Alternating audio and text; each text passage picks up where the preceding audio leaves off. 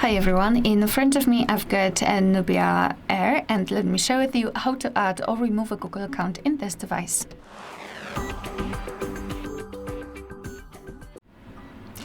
Alright, so first things first, make sure that you've got the internet connection because it is required. You can use Wi-Fi or mobile data, it's completely up to you.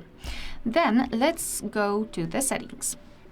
Here we have to scroll all the way down to find the option passwords and accounts. So let's tap. So as you can see, I've got my Google account added. So I'll begin with this video with removing the account. So here you have to tap on the account and simply tap on remove account. Then tap on remove account again, and as you can see, it will immediately disappear.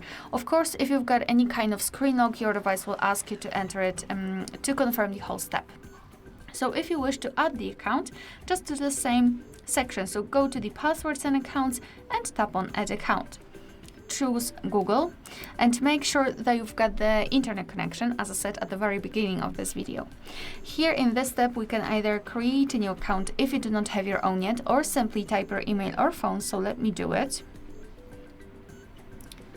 For test only.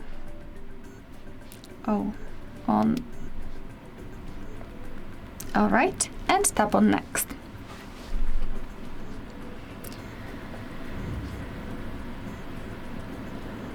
Just be patient because, as you can see, it might take quite a lot of time. So right here we have to enter the password, and let me do this out of the screen. All right, we've got it, so let's tap on next. So here we have to decide who will be using this device, so just mark the option and then tap on next. Google Terms of Service and Privacy Policy, you can tap on them to learn more and tap on I agree after reading.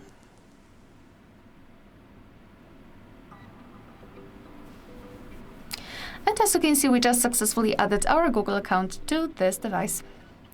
Alright, so that will be all. Thank you so much for watching. Please hit the subscribe button and leave the thumbs up.